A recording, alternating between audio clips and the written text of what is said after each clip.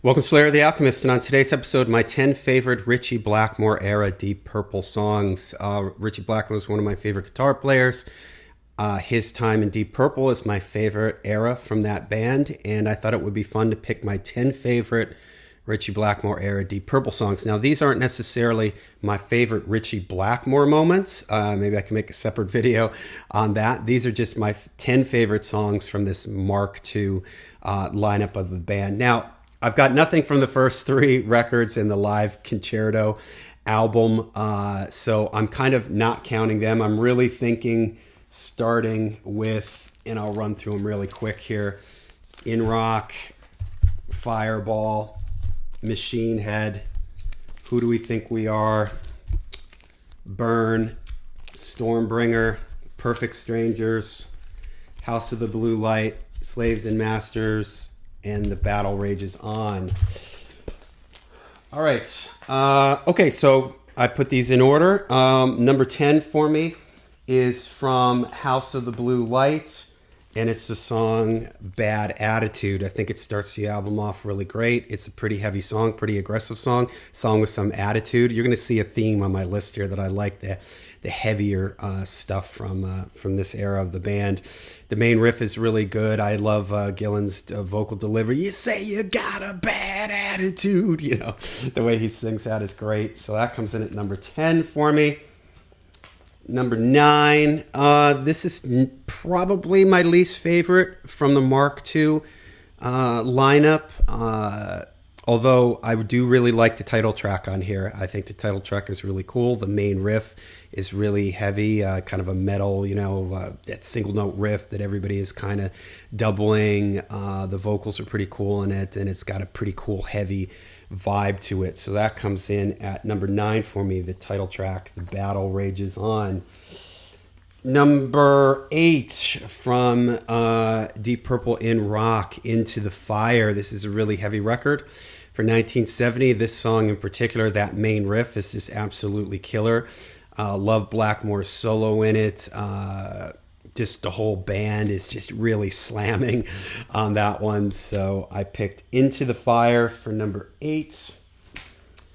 Number 7, the title track from Burn.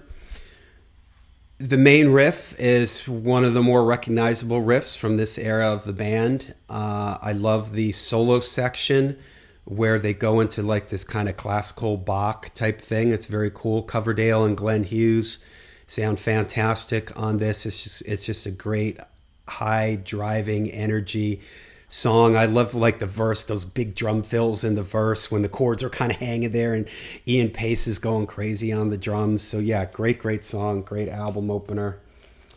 Maybe there's a theme here. I've got some title tracks going on. I've got another title track at number 6, Stormbringer. This isn't one of my favorites. It's probably my least favorite from the 70s era, not including the first 3 albums. But the title track is great. It's definitely the heaviest song, the most metal sounding song, mainly because of the main riff on it. Coverdale sounds really good on it. So yeah, I picked that one because of the heaviness in that main riff. Number 5, we are back to Perfect Strangers and the ballad Wasted Sunsets. This is just a beautiful song. Ian Gillan sounds absolutely fantastic on it. I love just the whole kind of the tempo that the song is at, the mood that they set with this song. Blackmore's solo is just so melodic, and just the whole band is just really dialed in. When this Mark II era, they reunite for this, and it just showed that the chemistry that they had, and that is just a fantastic song and one of my favorite Ian Gillan performances. Okay, from Fireball. This was, I think, my first exposure to Deep Purple was seeing the video for this song, No, No, No. And if you've ever seen it, it's like, I think it's black and white. It's like on a television, maybe like a German TV station or something. And Blackmore's wearing that pilgrim hat. And I just thought he looked so cool. the kind of bluesy little intro there, with the bass drum going and Blackmore's playing like those blues licks, and then everybody kicks in really, you know, and it's like the whole band comes in and it gets really heavy, and Gillan screaming, you know, with his vocals. Yeah, I've just always loved this song, loved the vibe of it, loved the feel of it, and that groove that they sort of lock in on. Man, look for that video and you can see there's 2 or 3 alternate takes of that song. There's like 3 different times that they played it. And each time they do it a little different. They start it differently. His solo is different. It's the vocals are a little different. It's absolutely incredible the way these guys, the chemistry that they had, and the way they just, you know, could sort of improvise on the spot. I mean, they're on a television show and they're like, you know, improvising and just sort of making stuff up. You would think most people would just play it safe and play it like the record, but it just showed just what a phenomenal chemistry there was in this original band. All right, from number 3, from Machine Head, Pictures of Home.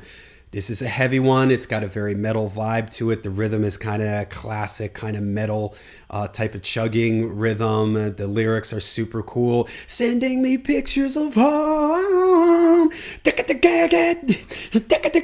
Those keyboards are just awesome. And that main riff, do do do do do do do do do do do do do do do. This is so cool, man. I believe Yngwie did a cover of that on that. I think he called it Inspirations or whatever that covers album that he does, and it makes sense because, you know, it does have a real metal neoclassical vibe to it. All right, I'm going to stay here for number 2. A little bit of a burnout factor on this song, Highway Star, but there's no denying it's an amazing song. The way it kicks off with the drums and the vocals, yeah, and then when that main riff kicks in, it's just so powerful, you know, the whole band, you know, locked in, chugging on that rhythm. Roger Glover, underrated bass player, man. He has a lot of cool little fills and licks in this. The chorus, I'm on Highway Star, and then the solos, the organ solo, the guitar solo is just great. And in the guitar solo, when it goes into like sort of that box section, that is so cool. Just a great song. One of Ritchie's, maybe my favorite Ritchie Blackmore guitar solo, you know, one of his most recognizable, maybe up there with Smoke on the Water. Okay, number 1 for me is, man, my number 1 song to come in as a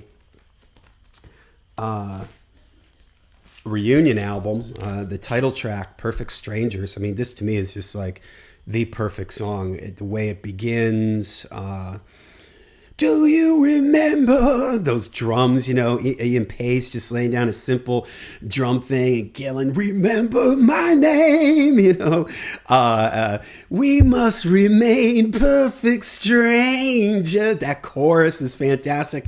And that spot in the song where it goes into the ooh da da da do da da da da da da da da da da do da da da da da da do ooh da da da, that odd meter thing, so cool, man. I love that. I could have maybe Knocking at Your Back Door could have gotten on this list too, but man, Perfect Strangers, that is such a good song. That is such a cool song. Just everything about it is fantastic. It's the performances, the mix of this record, such an awesome song. That's one of my favorite songs of all time. Perfect Strangers, Deep Purple. Okay, there you go. My 10 favorite Ritchie Blackmore era Deep Purple songs. Let me know what you think of my picks. What are your picks? Let me know in the comments down below. Like and subscribe. Do we see you again? Stay heavy, stay metal.